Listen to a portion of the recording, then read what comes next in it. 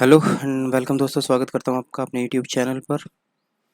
सो Google analytics की जो question interview questions की वीडियो सीरीज़ थी उसमें नेक्स्ट 20 क्वेश्चंस और ऐड कर रहे हैं 2021 के लिए। तो जो 20 क्वेश्चंस की वीडियो है वो ऑलरेडी हम अपलोड कर चुके हैं, तो अब ये 20 to 40 की है। तो चलिए शुरू करते हैं। Question number 21। Okay, so how can you create goal in Google analytics. So basically आपको पता है कि जब भी आप गूगल एनालिटिक्स में जाते हो तो जनरली जो भी सेटिंग्स आपको करनी होती है वो सारी की सारी आप वहीं से करते हो। तो इसमें सिंपल सी हायरार्की है कि जब भी आपको कोई गोल सेट करना होता है तो आपको क्या करना पड़ेगा, आपको अकाउंट सेटिंग के अंदर जाना है। अकाउंट सेटिंग में जब आप एडमिन में जाओगे, एडमिन में जाने के बाद में आपके पास होंगी प्रॉपर्टी सेटिंग्स। प्रॉपर्टी सेटिंग्स के बाद में आपको मिलेंगे गोल्स। तो ये पूरी की पूरी हायरार्की जब आप फॉलो करोगे तो आप यहाँ से गोल्स को क्रिएट कर सकते हो। अब गोल्स के केस में क्या होता है कि जब आप कोई एक गोल क्रिएट करते हो तो गोल क्रिएट करते टाइम आपको ये चीज़ पता होना जरूरी है कि आप क्या टारगेट सेट कर रहे हो। लाइक आपको कोई पेज विजिट के ऊपर गोल सेट करना है, तो आप उस पेज के यूआरएल को जैसे ही बंदा क्रॉस करेगा तो उसको एज ए गोल को कंसिडर करेगा। तो आप अपने बिजनेस की प्रायोरिटी के हिसाब से यहाँ पे गोल सेट कर सकते हो। ठीक है, तो अब next question, how to delete goals in Google Analytics. तो देखो, जब भी आप गूगल एनालिटिक्स की बात करोगे कि आपने कोई एक गोल क्रिएट करा, ठीक है, और गोल क्रिएट करने के बाद में उसने क्या करना शुरू कर दिया, डेटा कलेक्ट करना शुरू कर दिया। अब आपको क्या करो कि एक महीने के बाद में आपने क्या करा, उस गोल को डिलीट कर दिया, तो क्या होगा कि जो उसकी पूरी हिस्ट्री है वो ख़राब हो जाएगी। तो उस चीज़ से बचने के लिए गूगल ने क्या कर दिया, अपने जो गोल सेटिंग्स हैं उस गोल सेटिंग में गोल क्रिएट करने का ऑप्शन तो आपको दे दिया कि आप गोल क्रिएट कर सकते हो, बट उसको आप डिलीट नहीं कर सकते, आप उसको सिर्फ डिसेबल कर सकते हो। ठीक है, तो इट मीन्स कि आपका आंसर होगा कि we can't delete the goal, we can disable goal as accordingly as we need. ठीक है, next question, what is meant by average load time. देखो, आपकी वेबसाइट है, ठीक है, वेबसाइट में आपके 1000 पेज हैं, ठीक है, हर पेज का लोड टाइम अलग है। किसी का 4 सेकेंड है, किसी का 5 सेकेंड है, किसी का 10 सेकेंड है, किसी का 20 सेकेंड है। तो इन सब को कंबाइन करके, ठीक है, सबको कंबाइन करके 1 + 2 + 3 जो भी आपकी वैल्यूज़ हैं और n नंबर ऑफ पेजेस से जब आप डिवाइड कर दोगे तो जो निकल के आएगा यहाँ पे वो क्या होगा, एवरेज लोड टाइम। एवरेज का फॉर्मूला आपको पता है कि सबका कंबाइन करके जितने नंबर ऑफ प्रोडक्ट्स या नंबर ऑफ थिंग्स हैं उनसे डिवाइड कर दो तो वो एवरेज लोड टाइम आ जाएगा। ठीक है, next, how to change the session time in Google Analytics. देखो, हमने आपको ऑलरेडी ये हम चीज़ डिस्कस कर चुके हैं कि 30 मिनट्स का जो है ना वो क्या होता है, डिफ़ॉल्ट सेशन टाइम होता है। ठीक है, लेकिन आप उसको अगर कुछ भी चेंज करना चाहते हो उसमें, आपको उसमें एन करना है या 30 + n करना है या जो भी करना है, तो उसके लिए आपको क्या करना पड़ेगा कि जो सेशन की सेटिंग्स है ना, ठीक है, वहाँ पे जाके मैन्युअली सारी चीज़ें डिफ़ाइन करनी पड़ेंगी और वहाँ से आपका जो सेशन का टाइम है वो इंक्रीज़ होगा या डिक्रीज़ होगा। ठीक है, अब बात आती है कि ये डिक्रीज़ होगा कि नहीं होगा। इंक्रीज़ तो हो सकता है बट डिक्रीज़ होगा कि नहीं होगा। तो इसमें बेसिकली समझने की चीज़ ये होगी कि अगर उसने डिफ़ॉल्ट हमें 30 मिनट का दिया है तो हम उसको 30 मिनट से कम तो नहीं कर सकते। हम उसको क्या कर सकते हैं, सिर्फ इंक्रीज़ कर सकते हैं सेशन टाइम को। ठीक है, चलिए नेक्स्ट क्वेश्चन पे, what is tree map report in Google analytics.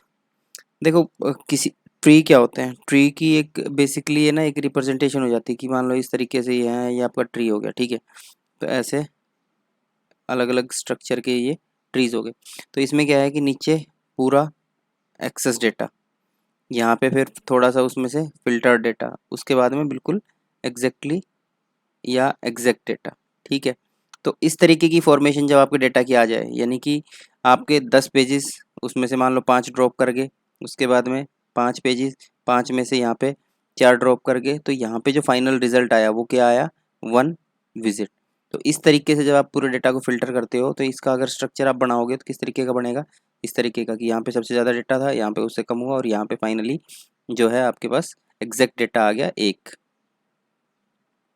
ठीक है, तो इस तरीके की जो फॉर्मेशन होती है उसको आप क्या बोलते हो, डेटा सॉरी ट्री मैप्स इन गूगल एनालिटिक्स। ठीक है, what type of traffic uses auto tagging. देखो गूगल का खुद का एड्स प्लेटफॉर्म है, ठीक है, और खुद का एड्स प्लेटफॉर्म है तो वो क्या करता है, उस प्लेटफॉर्म के ऊपर जितना भी ट्रैफिक आता है उसके साथ ऑटोमेटिकली GCL आईडी जो है ना वो ऐड कर देता है, और GCL आईडी से वो क्या कर लेता है, गूगल उसको आइडेंटिफाई कर लेता है। और जब गूगल उसको आइडेंटिफाई कर जाता है तो उस केस में क्या होगा, उस केस में ये होगा कि गूगल की ऑटो टैगिंग जो है वो प्रोसेस शुरू हो जाती है, क्योंकि अगर उसने ऑटोमेटिकली उसको टैग कर दिया है, ठीक है, तो ऑटो टैग सिस्टम यहाँ पे आ गया। तो आप गूगल एनालिटिक्स के अंदर में जो ऑटो टैगिंग हो सकती है वो गूगल एड्स में हो सकती है। ठीक है, नेक्स्ट में मूव करते हैं।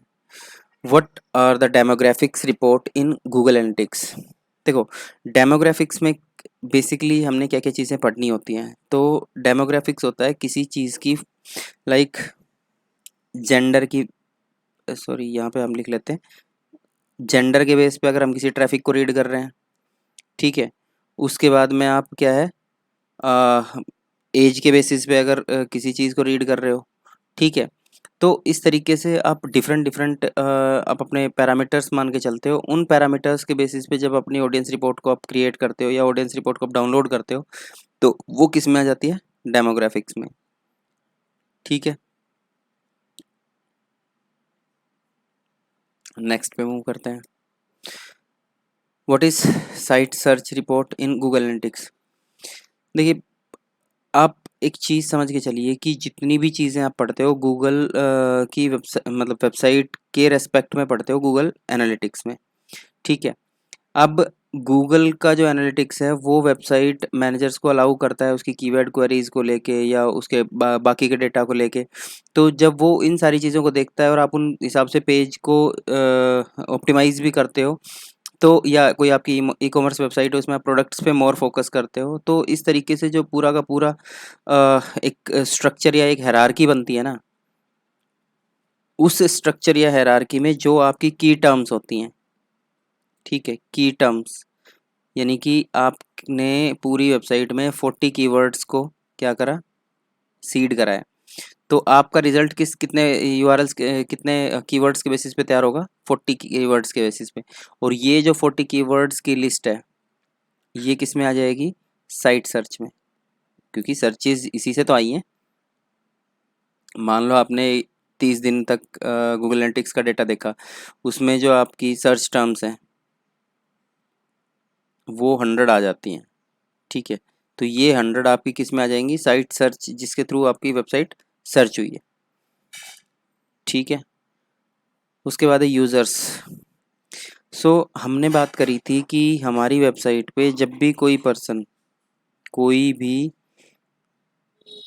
विजिट आती है, ठीक है, तो उस विजिट का 30 मिनट का क्या होता है, सेशन, ठीक है। अब वो सेशन क्या है कि लगातार चलता गया और एक बंदा जो है हमारे पास 10 पेज विजिट करके गया, ठीक है, 10 पेज उसने विजिट करे। तो उस केस में क्या होगा कि एक क्या हो गया, यूज़र हो गया, ठीक है। अब 10 पेज विजिट करे इसने, तो कोई दूसरा बंदा आया उसने 2 पेज विजिट करे, किसी ने 1 पेज विजिट करा, तो इस तरीके से जितनी भी विजिट्स आई, ठीक है, तो ये विजिट्स क्या हैं, यूज़र्स हैं। मल्टीपल विजिट्स पे सिंगल यूज़र हो सकता है, सिंगल यूज़र पे मल्टीपल यूज़र्स पे सिंगल विजिट नहीं हो सकती, ठीक है। उसके बाद में है what is the most important thing in Google Analytics you will want to analyse. देखिए गूगल एनालिटिक्स क्योंकि एक एनालिटिकल नॉलेज ग्रैब करने का सोर्स है, तो यहाँ पे जो आपकी वेबसाइट है, क्योंकि आप इससे बिजनेस चला रहे हो, यहीं से आपका सारा रेवेन्यू आ रहा है, यहीं से आपको सैलरीज वगैरह पे करनी होती है, यहीं से आपको प्रॉफिट लेवल देखना होता है, ठीक है। तो जब प्रॉफिट और सैलरी आपको यहीं से देनी होती है तो आप क्या करोगे, इसको प्रॉपरली एनालाइज करोगे कि आपका बिजनेस जो है हमेशा प्रोग्रेसिव हो, ठीक है। और अगर आप उसको प्रोग्रेसिव करते हो तो आप सबसे ज़्यादा क्या चीज़ें देखोगे कि आपके पास कितने यूज़र्स आए, कितने कन्वर्जन्स आए, ठीक है, बाउंस रेट क्या था, तो और एग्जिट रेट क्या था, ठीक है। तो ये सारी चीज़ें आप जब रीड आउट करते हो तो इन सारी चीज़ों से आपको क्या पता लग जाता है कि आपके बिजनेस का फ्लो कैसा है, बिजनेस का फ्लो कैसा है। प्रोग्रेसिव है तो बहुत अच्छा है, आप उसको चेंज और ज़्यादा कर सकते हो। अगर थोड़ा सा वो डिके हुआ है तो उस कंडीशन में आप क्या कर सकते हो, उसको ऑप्टिमाइज कर सकते हो, ठीक है। सो बेसिकली आप यहीं से देख लो कि आप क्या क्या चीज़ें यहाँ पे करते हो जो गूगल एनालिटिक्स में आपकी होता है, तो आप इन सारी चीज़ों को इंटरव्यू में बोल सकते हो, ठीक है। Next question, difference between clicks end users. आपकी वेबसाइट किसी बंदे ने ओपन करी, ओपन करने के बाद में वो ऐसे विजिट करता करता करता करता यहाँ तक पहुँचा, यहाँ पे आपने एक CTA बटन दिया हुआ था, उसने यहाँ पे क्लिक कर दिया CTA बटन पे, वो दूसरे पेज पे चला गया, या उसने इन्फॉर्मेशन के बीच में कहीं क्लिक कर दिया, ठीक है।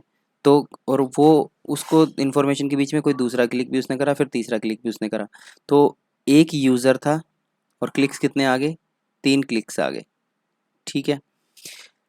अब डिफरेंस की अगर बात करेंगे तो जो यूज़र विजिट कर रहा होता है वो अपनी स्टडी के बीच में जहाँ भी अपने माउस के कर्सर को क्लिक कर देता है उसको हम किस में कंसिडर कर लेते हैं, क्लिक्स में।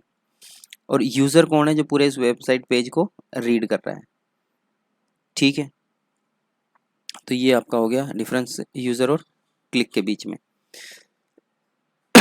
Sorry, what is the difference between clicks and sessions.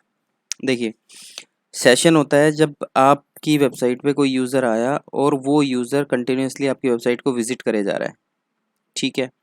और उस पूरे एक 30 मिनट के स्पेल में उसने जो भी एक्टिविटी करी है वो क्या हो गया, आपका सेशन एक्टिविटी, ठीक है। लेकिन अगर यहीं पे आपका क्या आ जाए, क्लिक्स का वो आ जाए, तो एक पेज पे उसने 10 क्लिक करे, यानी 30 मिनट में उसने 50 क्लिक करे, मान लो उस यूज़र ने, तो जो ये 50 हैं ये क्या है, आपके क्लिक्स हो गए, और सेशन क्या है, एक। तो यानी कि एक सेशन और क्लिक कितने, 50। तो आप डिफरेंस इजीली समझ सकते हो। Next, what are page views in Google Analytics. देखो, आपकी वेबसाइट में जब भी कोई बंदा एंटर होता है तो उसके सामने कोई ना कोई एक विंडो आती है जो आपकी वेबसाइट के पेज को डिनोट करती है, ठीक है, आपको पता ही है।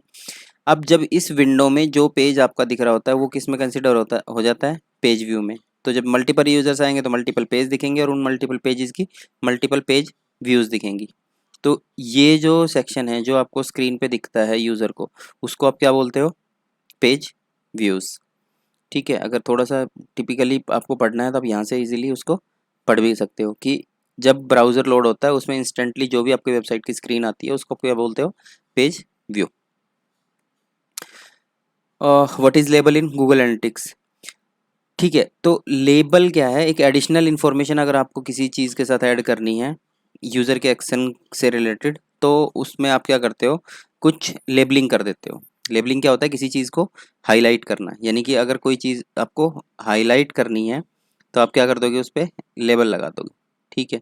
लाइक आपके पास 6 बोतलें रखी हैं यहाँ पे, और इन 6 बोतलों में से 3 जो हैं वो ऑयल की बोतलें हैं, तो आप उस पर क्या कर दोगे, ऑयल के नाम का ऑयल के नाम का लेबल लगा दोगे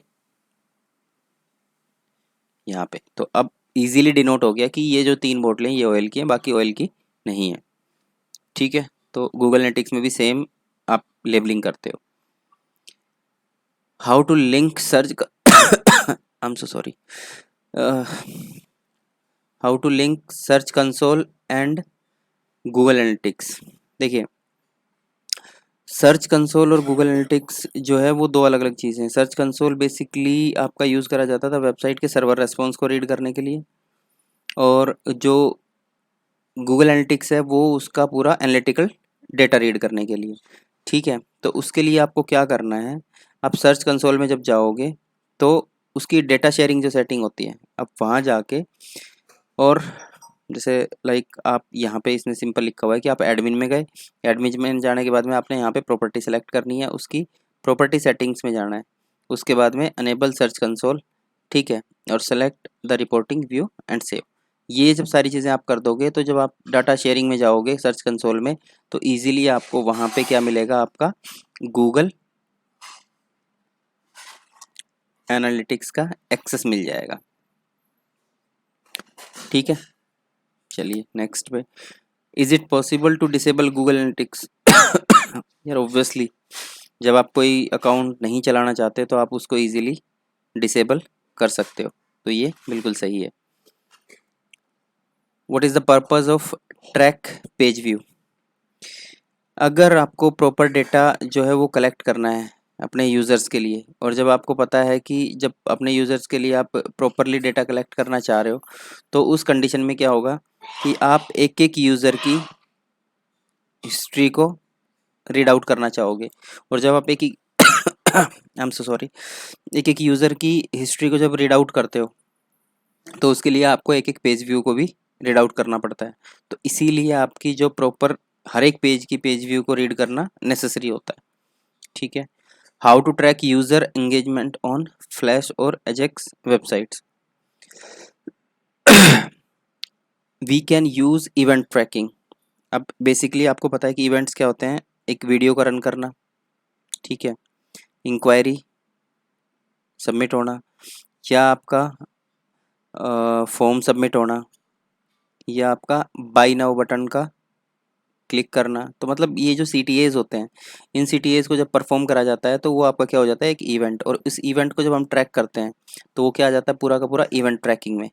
ठीक है, so we can track interactions as page views and set goals. तो इस तरीके से हम उसकी जो ट्रैकिंग है वो कर सकते हैं। ठीक है, चलिए, what is the ROI and how to calculate?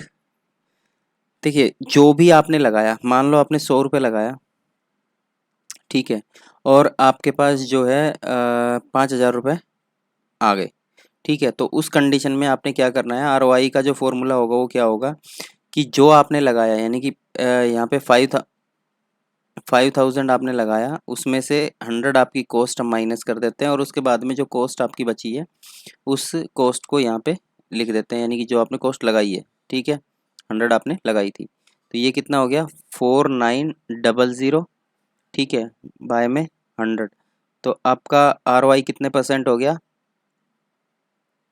मतलब इतने x टाइम्स आपका ROI हो गया।